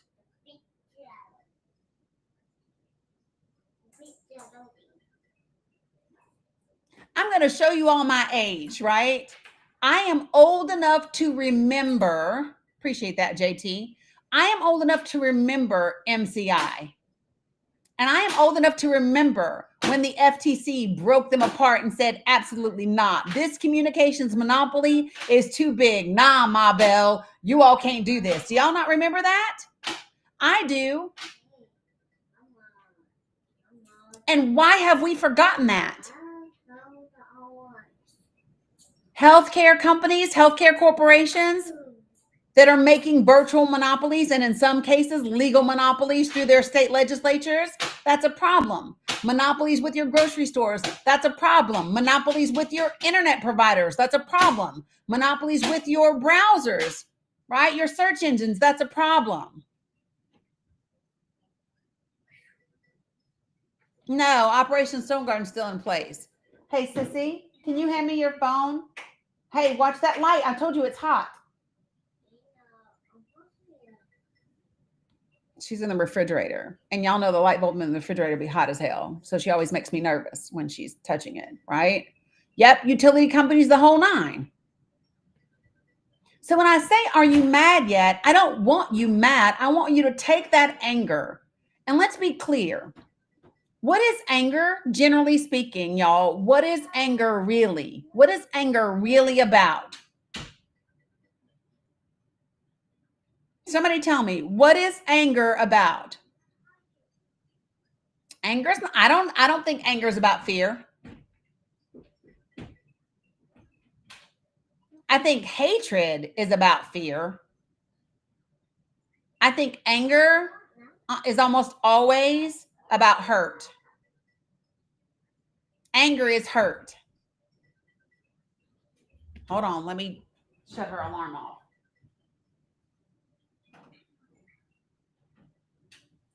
Anger is about hurt. Right? And many people are angry because this is the first time your country, your representatives, your Congress, your government has hurt you, or you feel like they're going to hurt you, right? Now, for many people, we not mad because hell, we've been mad this whole time. Y'all are just now being introduced to the America that many people, many marginalized people have had this America for a long time. You can have them.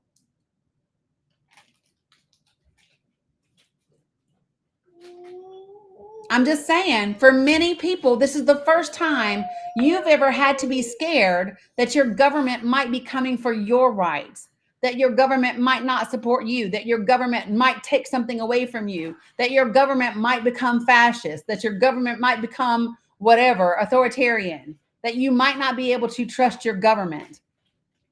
And meanwhile, there are many of us that have always known that to be the case. And so that's why I had somebody ask me the other day, well, how can you not be scared? Because nothing really changed for me. ain't nothing like I've always known they not my friend. Not even when I was in boots and Kevlar, right? Right? Not even when I had a rucksack on my back, right? I've always known they not for me.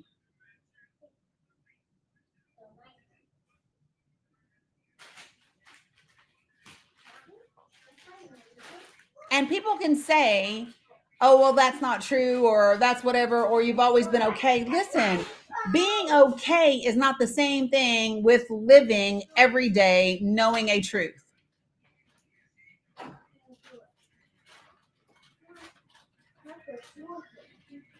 But the reality is this, here's what I know. Here's what I know is that whenever shit gets bad for other people, what did Trevor Noah say? It gets worse for black folk. And that's exactly what Lee Atwater said, did he not? Lee Atwater said it, sitting in the White House with Ronald Reagan. He said it, sitting in the White House in 1981. Lee Atwater said what? Well, we can't say nigger, nigger, nigger no more. We can't say that. And we can't even say forced busing anymore. And we can't say states' rights. So we got to say stuff like taxes. Right? But the reality is it's going to hurt black people more than everybody else. He said it.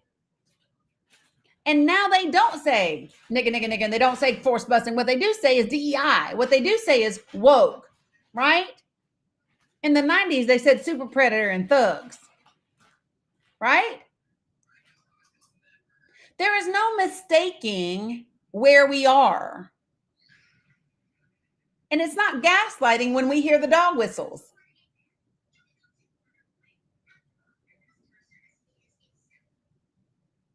But the reality is this, folks, okay? As much as all of those things are true, I'm going to tell you what else is true.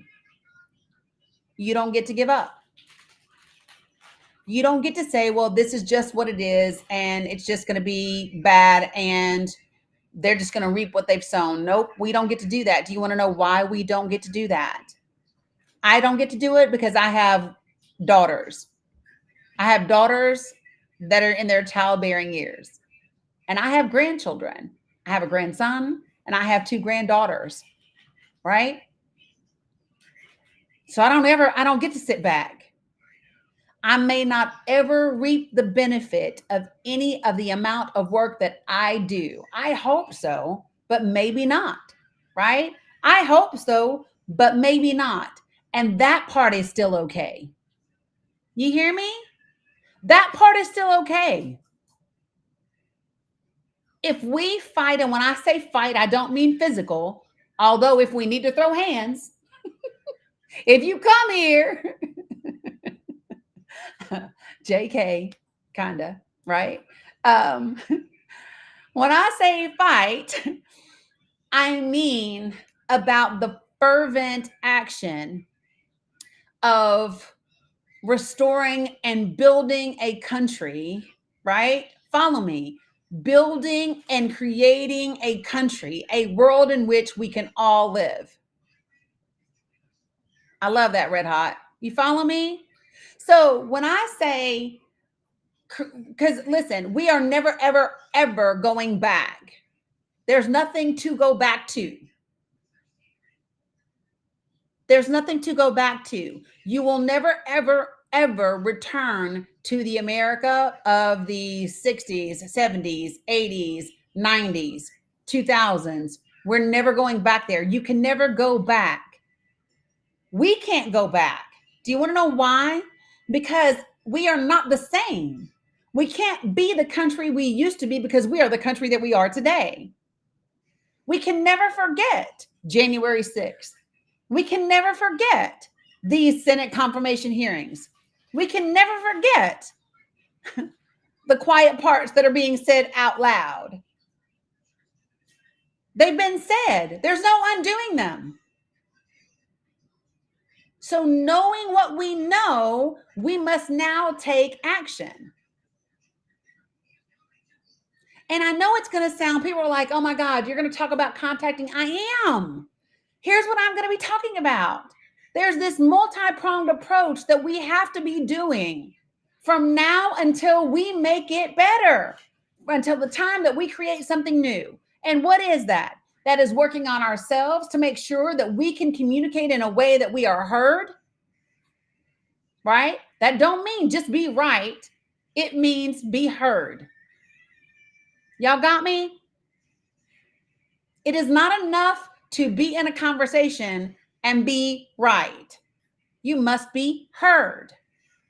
So that means whatever kind of verbiage, attitude, beliefs, anger, frustration, resentment you got going on in you, you better figure out how to deal with that so that you can communicate with the people in your life, with the people in your community, with the people in your family, and the people in your circle of influence to get them on board and to build bridges and to get connected. It must be that, right? So that would be number one. Number two, you better be about the business of holding your legislators' feet to the fire. And I mean publicly. Y'all, 5 calls is great. And while 5 calls is great, 5 emails is better. 5 emails where those emails are then copied and posted onto social media is even better. 5 emails that are sent, copied, posted onto social media, and tagged with your representatives, tagged, right? That's even better. And then do that shit and tag your local media. Do a community petition. Literally, take a Saturday. Take a Saturday for a month and go walk around your neighborhood and go to your barber shops and go to your nail salons and go to your kids' soccer games and go to your basketball games and go to your scouts meetings and go to your playgrounds and go to your parks and have a little petition that says we want our children to have IEPs and 504s and we want public education to still have a federal standard that is enforced, that includes the IDEA law, and it includes Title IX, and it includes, right? And then get the people in your community to sign it, because when you then make a photocopy, right? When you do that, and then you have a photocopy and you have 100 local signatures or 200 local signatures, and then you post that shit online, and then you tag your local media and your state media and your representatives, right? When you go to your county commission meeting, when you go to your city council meeting, when you go to your board of mayor and alderman meeting, when you go to your board of supervisor meeting, when you go to your board of education meeting, and you have 100 signatures, 200 signatures, 300 signatures from your community, now you can say what you got to say and then give them each a copy. Here's a copy for you, and you, and invite the press before you go. Right? And then give the press the packet. Here, this is for you to take back to the newsroom with you. And then if the press interviews you, make sure you have a friend that records your interview on the press. And then you go back home and you get your interview in its totality onto the internet before the news can edit your interview and put it on the internet so that people know the truth of what you actually said. That's what you do. If you want to do it and be effective, if you like good, necessary trouble, that's how you do it. How do I know? Because I do it. I do good trouble. This is what the workshop is about tonight at 6:30 p.m. Eastern Standard Time. How to do good, necessary trouble in a way that is effective. They don't give a damn if you just make 5 phone calls and that's all you do. Because they can't be embarrassed by your 5 phone calls. Who knows you made them? The news can't see that. The public can't see that. Their supporters can't see that. You got to make it so people see it. It would be great to not have to publicly shame or hold your elected officials accountable, but we don't live in that world. They have created the game and we got to play. We got to play. I said this to a friend, that same friend I was talking to earlier today. And I get mad every time he says politics is a game. I get real mad.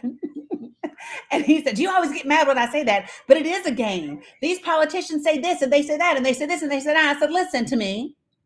There's a difference between the regular game of politics and what is happening today. What is happening today is not politics. You are comparing the old game of politics, which is the game of Monopoly, with the new game that is Squid Games. These are not the same things. We are used to playing Monopoly. We are used to Park Avenue and Boardwalk. We are used to houses, hotels, and raising the rent. But Squid Games is unaliving people for their fucking entertainment. We're not playing the same game anymore. This is different.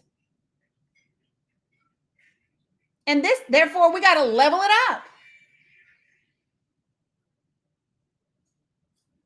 Literally, you need to just channel your inner Katniss Everdeen, just like this. Do, do, do, do. I'm going to get us all Mockingjay pens. But I'm serious. This is what it has to be about. You have to volunteer as tribute. There's 25 spots left for tonight's training. By the way, anybody who's wondering, my trainings and workshops are always free. It's first come, first serve. And then I do record them and then I post them. 24 now. You got it? This is the time. There's no one coming to save us, people. I said that before the election and I'm saying it now. No one is coming to save us. We must save ourselves. We need to take offices away from people that do not deserve to be sitting in those seats. Fire them. Florida, I swear on everything good and holy, you need to get your shit together when it comes to District 1 and District 6. Y'all hear me? District 1 and District 6. Those special elections on April 1st can take back that damn house. You want to pump brakes on what they're doing right now? In Florida, you should. Florida, pretty soon, you are going to have a crisis on your hands. You hear me? You're going to turn around and take this little climate change stuff with unpredictable weather patterns, which is going to mean insurance companies aren't going to be able to accurately assess their risk. So they're going to raise the premiums. People aren't going to be able to afford homeowners insurance. Mortgages will not be able to have mortgages when you don't have homeowners insurance. And people will not be able to buy homes in the state of Florida. That's what's coming. That is not fear-mongering or hyperbole. That is a real scenario. There are some reports that are already saying that in 10 to 15 years, you will not be able to have a mortgage in Florida. In some parts. New York, Wisconsin. Every place that has special elections, you better be on it. You got primaries coming up in May. You better be on it. Y'all, we are only 18 months away from midterms. That is no time at all. That is no time at all. 18 months.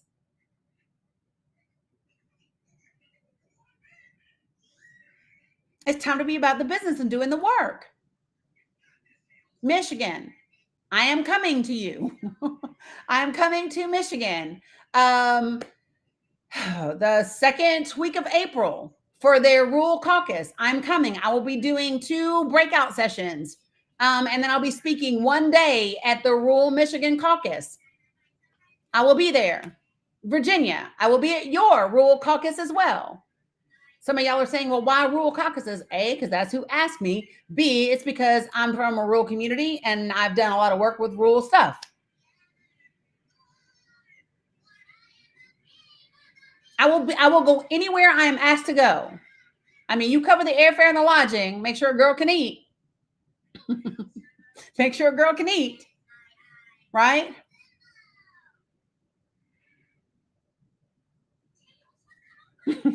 So Sonia, listen. I need a few groceries. But this is the work. What is your role? Where are your areas of influence? Who do you know in your community that people listen to? Who's respected? You don't need a politician to hold a town hall, y'all. Sir, Florida, just if you look up Michigan Rural Caucus 2025, there's a whole thing up there. It'll tell you the dates, the location, and everything. You scratching my face. What was I saying right before that? Who are the people in your community? You do not need a politician to hold a town hall. Start having community gatherings, community forums. You got folks in your community that are concerned about the fate of education in your community? Have one. Have a community forum on education. Invite your local press to it. Can you imagine? And let me tell you something, folks. Even if you just get a gathering of 25, 35, 50 people, they'll be interested in that, especially in a red district. Especially in a red district. Get people together. Y'all know how to send out a press release? I can help you. Right? These are the things. Love that, Edna, right? Right, Stacey D, I know a girl. Right. Invite Dems to town halls. Let me just say this. Invite Dems to town halls and don't wait on them. Invite them, but make it happen without them if they don't come. If they don't come, run for office. Run in their place. If you got a Dem that don't want to come to a community forum, if you got a Dem that isn't being interested in what you do, keep it pushing. Find somebody to run against them. Because I'm ready to get anybody out who is not willing to do the work and to do the job. Every single person.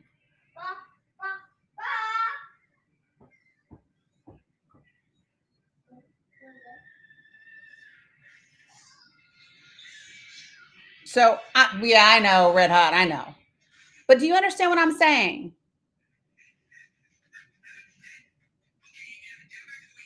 Turn it down a little bit, Sissy, for me. Thank you, babes. But this is about the work. So when I say you mad yet, are you concerned that Elon Musk is calling Social Security the greatest Ponzi scheme ever while he makes $8 million a day? And your grandparents and your parents can barely afford their groceries and medication. Are you concerned that they want to take the 10 regions for SSI, for Social Security, and make it down to 4? You should be concerned, right? Have you written a letter to the editor about your concern?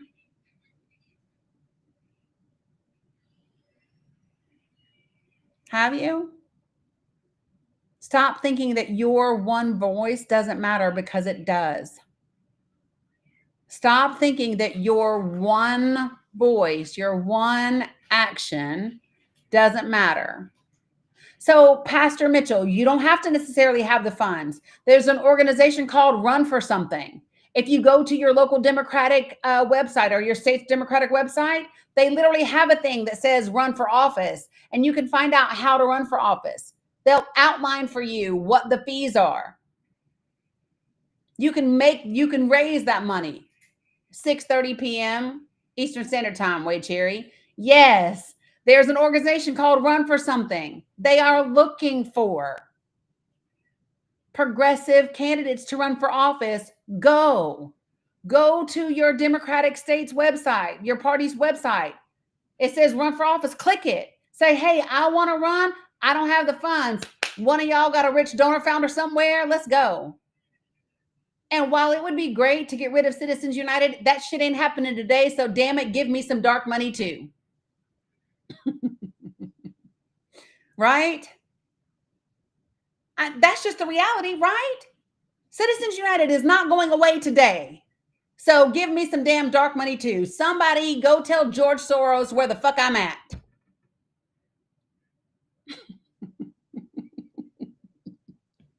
I'm chuckling, but I'm just saying, let's go.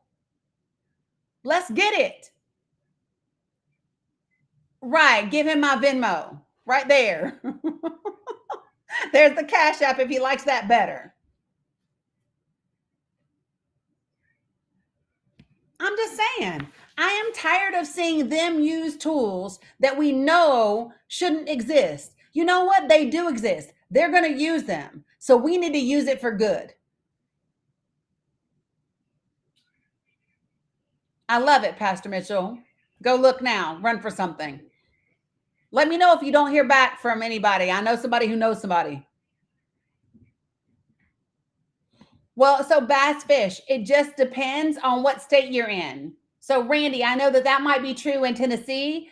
I can tell you in the state of Tennessee, though, if you want to run for office in Tennessee for the state legislature, you have to have lived in the district where you're running for 3 years. In different, Sherry, I don't know. I haven't heard that. What, baby?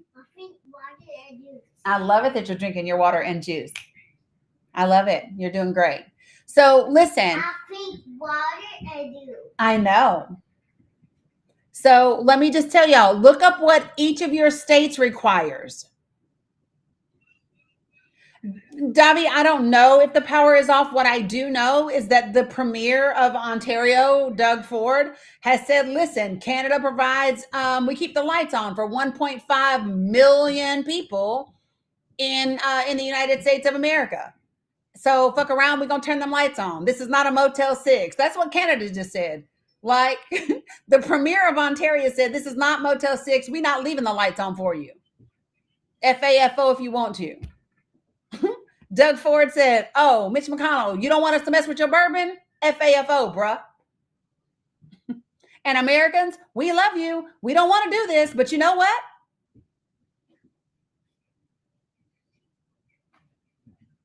Just saying. And listen, there's a lot of places where they don't pay enough for the legislatures. This is why you got to plan. All right. Oh, I support Canada all day. All day. Buy a damn generator. Solar power something. Right?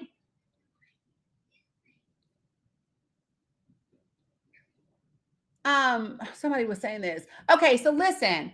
A lot of state legislatures do not pay people enough for that to be your only job. So you've got to work smart.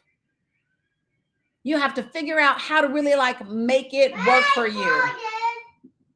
You don't have to tell the people you farted. I'm not farted. Oh, what did you say? I'm farted. Oh, your phone is dead. Y'all thought she said I farted. She said her phone is dead. My phone done. Okay. My phone done. The charger's over there, sissy. I gave it to you already. No, my phone done. My phone done. My phone done. Y'all know this is how we do things. Yeah, babe. My phone done. Your phone's, let me see. My phone done. Your phone's on. Mhm. So you were just playing. Mhm. You're silly. All right. My phone died. So for those of y'all who do not know, this is my granddaughter. My phone died. This is my youngest grand, Mila. Her mom has 2 jobs and is in nursing school. So Tutu does what a village does, right? We, I keep her and I just make it work. So a lot of times when I'm live, she's live too. Yeah, girl. Hush, Bella's at school. That is, oh, go unlock the door. Bella's coming. Go unlock the door. That's another reason why, sometimes getting a podcast episode out takes 6 hours because sometimes she's here. Kelly, you asked me, am I married? No, nope. Happily not married at this moment. To be quite frank, I just have too much going on. I know. And Conchita, Bella's at school. Generators on QVC on interest-free easy pay. See, there you go. Hey, not so loud, sis. right? Okay, but not me. So it's not that I don't need a man. So here's the thing. I don't believe that. Let me just, since we're going to talk about this for a second, stop being silly. So wait a minute. Let me finish. So let me just say this. I don't believe that anybody should need anybody in a relationship. I believe that we should want each other. I believe that we should choose each other. Needing is codependency, and that's never really productive in long-term, really great relationships, right? It's not the thing. So I think that people should choose. So it's not about not needing someone. It's honestly, I have weighed for me what is the most important things, right? And what I know is that if you said to me, Danny, I can give you a husband today. However, you will not have the time to do the podcast or TikToks or workshops and whatever. I would be miserable, fucking miserable. So, however, when I can do advocacy, when I can do workshops, when I can do informational lives and broadcasts and things like that, I'm happy, right? So I would rather have it this way where anybody that comes is just the icing on the top than the other way. You know what I mean? Yeah. Yeah. Yo, I was married for a really long time, Eileen. Yeah. So I'm totally okay. Yeah. Nothing against them. Nothing against men at all in the world. Nothing at all. Right? Beautiful creatures. Right? I know how much emotional currency I have to spend, and where I want to be spending it. Happy birthday, Edith. Right? So just saying. All right. So, as you all know, it is about time. Right. Say less. Yeah. Here's my thing. I only want people in my boat that are keeping the water out and rowing in the same direction of me. I don't want to fight currents anymore. I don't want, me trying to plug holes that somebody else is drilling. Like I can't do it. I can't do it. Yeah, like if you didn't vote and you don't believe in voting or you don't know why you should vote, bruh, I can't. I can't. If you're not down with humanity and autonomy for all people, I can't. Like I just can't. If you don't believe everybody should eat, be able to eat, if you don't believe that everybody should have access to affordable, appropriate health care, I can't. Like I just can't. Like real talk. You know what I mean? Yeah. No can do. You say your list got longer. I'm just saying, right? Yeah. So, and let me tell you, so listen, I can remember when I used to be on dating apps. Let me just say this, the same way that I cringe. Oh, love that, Pastor Mitchell.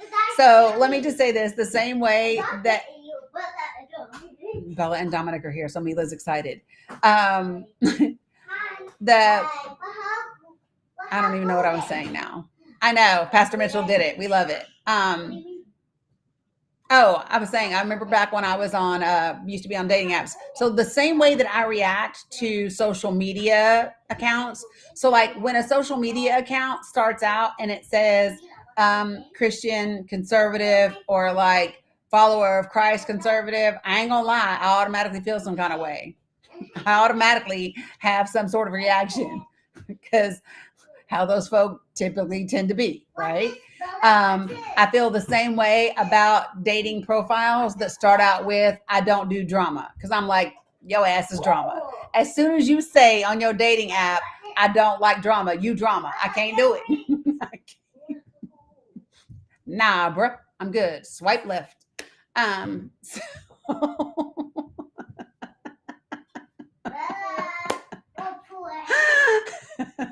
Just saying. Yeah, babe.